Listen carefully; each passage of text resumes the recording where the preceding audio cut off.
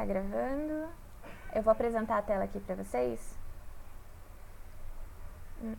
Só esperar aparecer.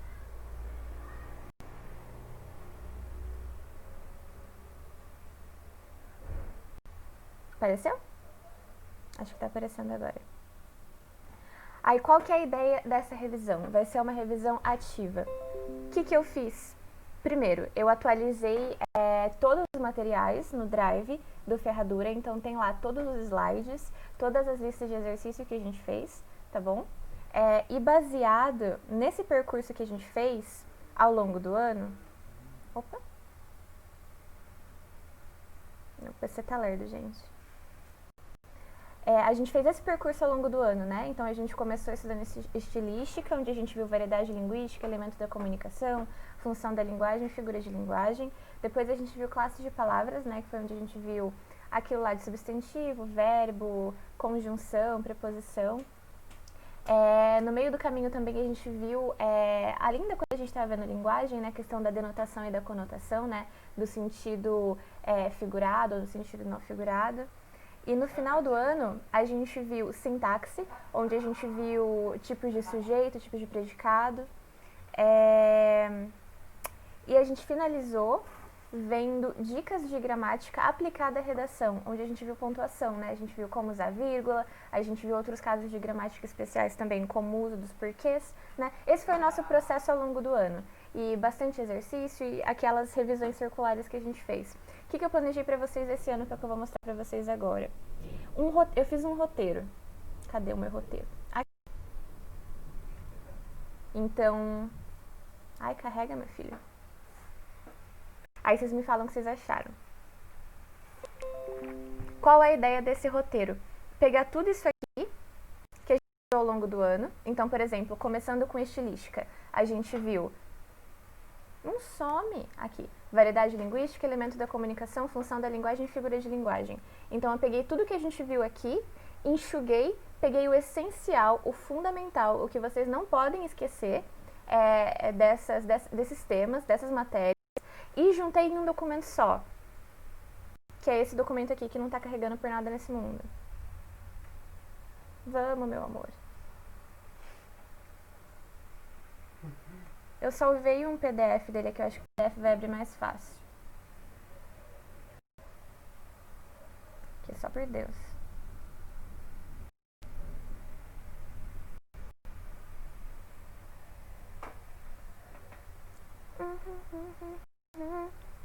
Vocês devem estar...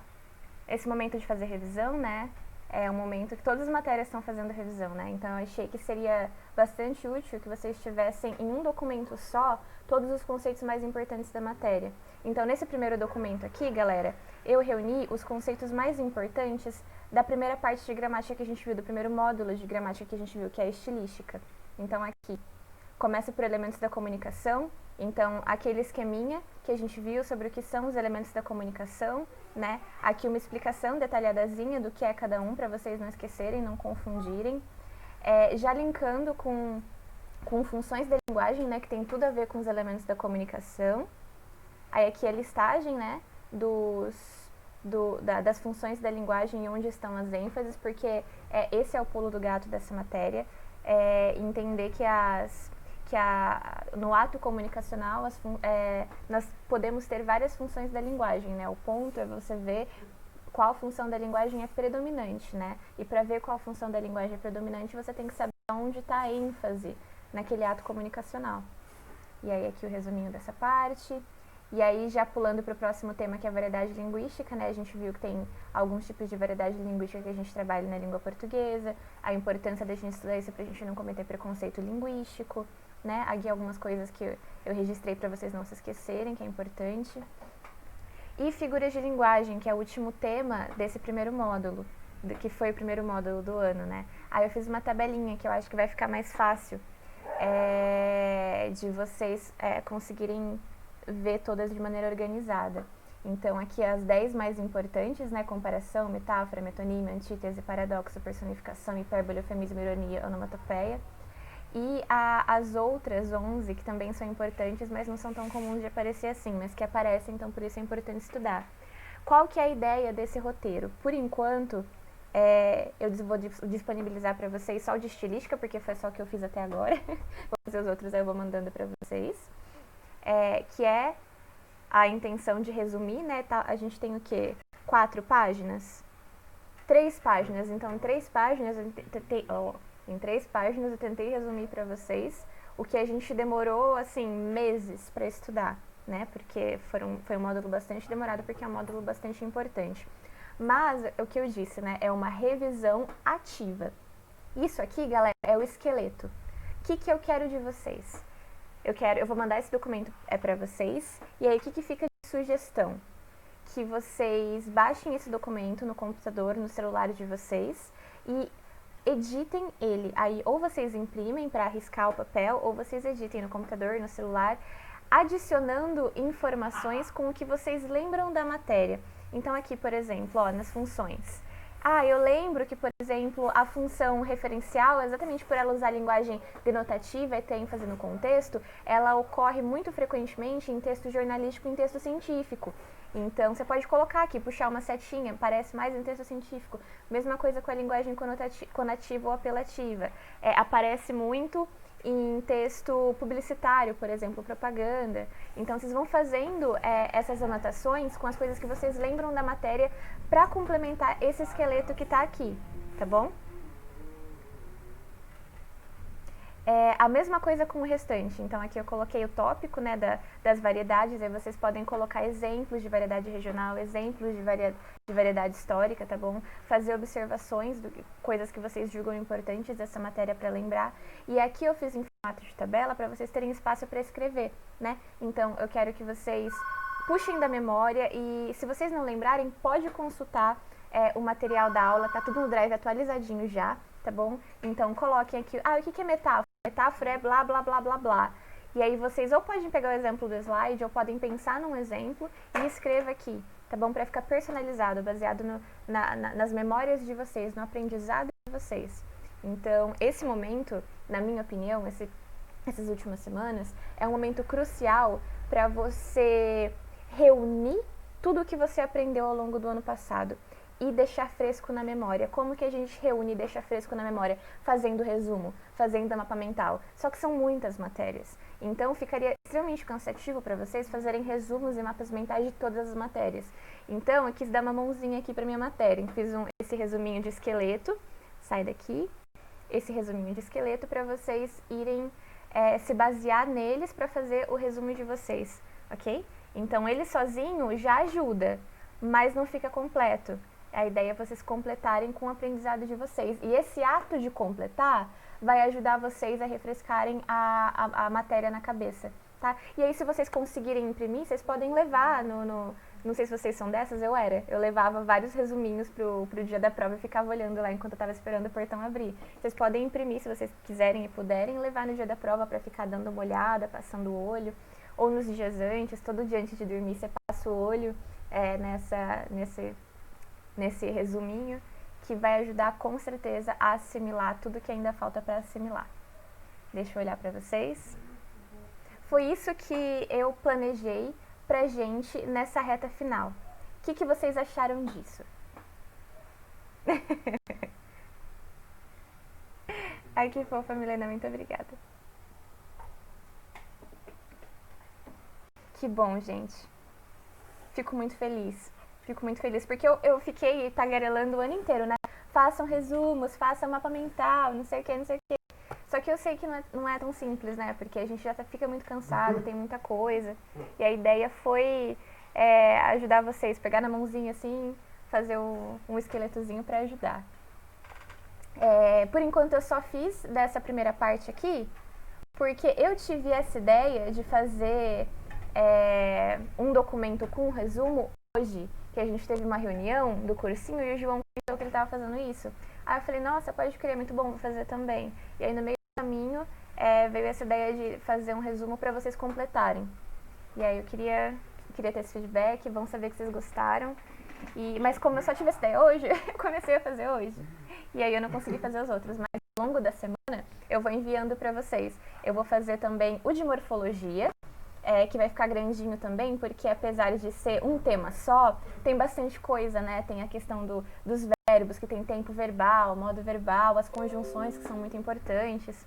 Então, vou fazer um documentozinho para morfologia e um documentozinho para sintaxe, né? Pra gente deixar lá direitinho os tipos de sujeito, a questão todas essas minúcias, assim. Mas é aquilo, vou colocar o esqueletozinho, tá bom? E é isso. Até o final de semana eu mando esses mapinhas mentais pra vocês. E vocês vão completando. E conforme vocês forem completando, vocês podem ir mandando pra mim, pra eu passar o olho assim, se vocês quiserem, pra ver se tá tudo certinho, se vocês não se enganaram com nada, porque a ideia é vocês preencherem com o que vocês lembram, né? Então pode ser que às vezes a gente acaba preenchendo uma coisa errada porque se distraiu, não sei, mas é material de estudo de vocês. Vocês façam com isso o que vocês bem entenderem, tá bom? O que eu deixo de sugestão é preencham. Quanto mais informações vocês colocarem, melhor. E é isso, essa semana vai ser assim, semana que vem, tá? Vocês acham que precisa também fazer uma revisão oral, da gente passar os conceitos conversando? Ou vocês acham que esse esquema de eu passar o esqueletozinho do resumo e vocês preenchendo é o suficiente? O que vocês acham? Vocês acham? Eu acho. Pode falar. Não, eu acho que é super válido esse jeito que você passou pra gente, da gente completando. Mas aí, no moral, acho que dá pra deixar para as últimas horas, sabe? Das últimas aulas, pra saber se a gente conseguiu pegar. Não dá pra fazer isso, tipo, intercalado? Dá. Não sei se deu pra entender. Dá sim. Aí a minha dúvida é só com questão ao timing. Tipo, ao que a gente faz primeiro.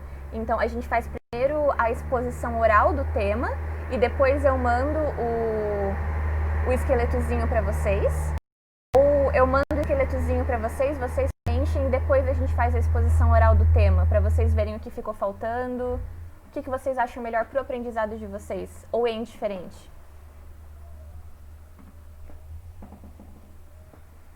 Tanto faz.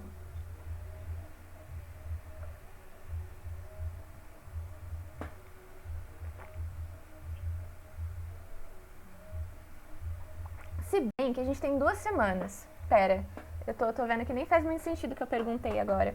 Porque a gente tem essa semana, que a gente tem mais o que? 10 minutos de aula? 15 minutos de aula? E a gente tem semana que vem. E a outra semana vai ser uma semana pra gente treinar a redação. E a gente vai juntar as professoras de redação e fazer uma oficina de redação pra ajudar a treinar. Então, tecnicamente, a gente tem 2 semanas, 2 aulas. Então, não faz sentido o que eu tava pensando. Então, vamos usar esses últimos 15 minutinhos pra gente fazer essa exposição oral, então, desse mapa mental, desse resuminho que eu mostrei pra vocês agora. Então, a gente retoma conversando os pontos mais importantes desse resuminho aqui, ok? Que eu acabei de mostrar pra vocês hoje. Aí, amanhã não.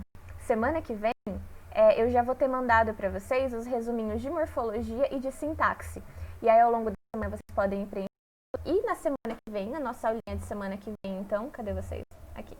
Na nossa aulinha de semana que vem... Gente, cadê? Sumiu. Aqui. Aí, na aulinha de semana que vem, com os resuminhos dos próximos já na mão, porque eu já vou ter mandado para vocês, a gente faz a exposição oral deles também, tá? E aí fica a critério de vocês, se vocês preenchem antes ou depois. Fica assim, então. Deixa eu só abrir, então, os slides para eu ter o apoio visual pra gente fazer a retomada nos últimos minutinhos. Se a minha internet colaborar. O que eu não acho que vai acontecer. Já tem um aberto aqui.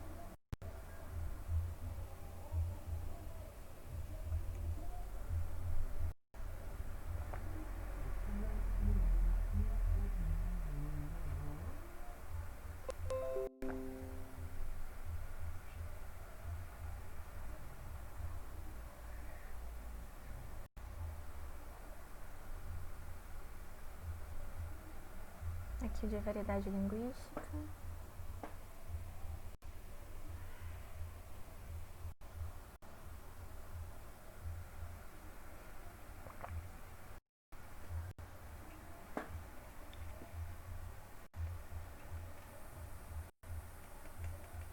Ai, gente, desculpa a demora. Eu não sei o que acontece, parece uma coisa.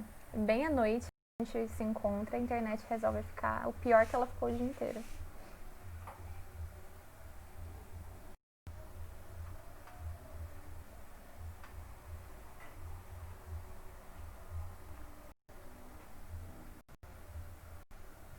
Carrega!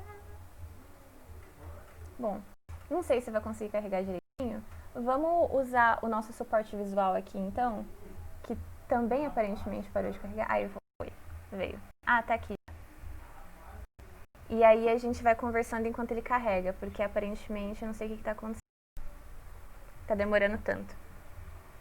E aí eu já apresento o tintim dele pra vocês, vocês já veem tudo bonitinho. Então vamos lá. Os elementos da comunicação.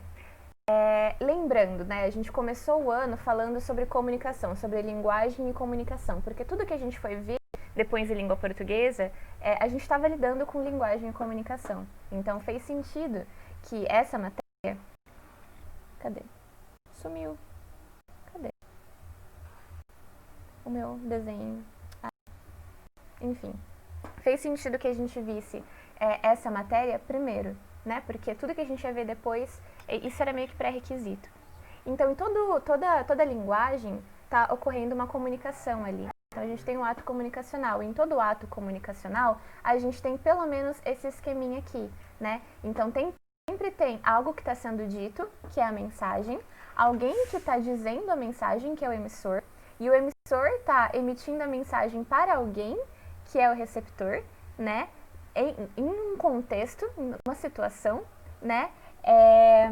Por meio de um canal, que é o meio físico onde aquilo ocorre, através de um código, né? Que pode ser a língua portuguesa, pode ser linguagem de sinais, podem ser desenhos, né?